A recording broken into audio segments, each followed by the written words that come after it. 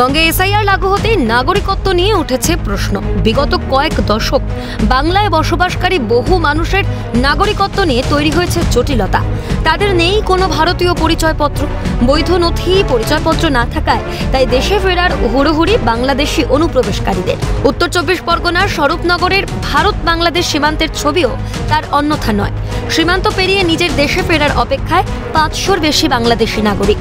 কেউ 20 বছর, কেউ আবার তার থেকেও বেশি সময় অবৈধভাবে থেকেছেন বঙ্গে। ভারতে আমি থাকতাম হাওড়া জেলা ডোমজুর থানা। হ্যাঁ, কি করতেন ওখানে? ওই দিনমজুরি করতাম, এই কাটামোর কাজ, ঘর ভাঙা, বনের কাটাই চলছে। কারণ কি এসআইআর হচ্ছে, থাকতে পারবো না, আমরা বিদেশি পেটের জ্বালায় মজবুরি পড়ে। আমি তো ব্লাইন্ড ছিলাম, তো বাবা কাজ করতো, এখন ফিরে যাচ্ছি। এটা তো বলার মতো আর কিছুই না। এসআইআর আর অনেক রকম প্রবলেম তো হচ্ছেই, ইন্ডিয়া বাংলাদেশ নিয়ে একরকম ঝামেলা চলছে। কিন্তু সীমান্ত পেরিয়ে বাংলাদেশে ফিরছেন তারা, কোথায় পাচ্ছেন বৈধ নথি?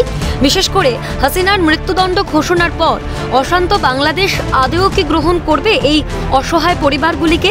এসআইআর আবহে প্রশ্নচিহ্নের সম্মুখীন অনুপ্রবেশকারী বাংলাদেশিদের ভবিষ্যৎ।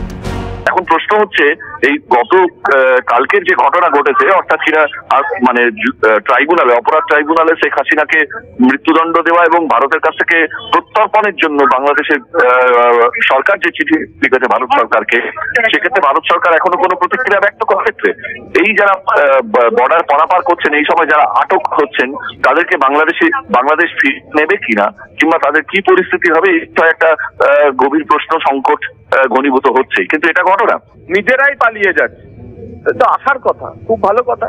কিন্তু পুলিশ যদি ধরে তাদের আবার জেলে পাঠায়, আমাদের আশঙ্কা হচ্ছে তাদের আবার ভোটার কার্ড বানানোর চেষ্টা করবে। সেই জন্য নিজেরাই যখন ডিপোর্টেড হচ্ছে, তখন পালিয়ে যেতে চাইছে, তাদেরকে বরং সেখানে পালিয়ে যেতে দেওয়াই উচিত, তাতে পশ্চিমবঙ্গের ভোটার তালিকা শুদ্ধিকরণ হবে। ভারতের বিভিন্ন রাজ্যের শহর থেকে এসে সীমান্তে ভিড় জমিয়েছিলেন বাংলাদেশিরা।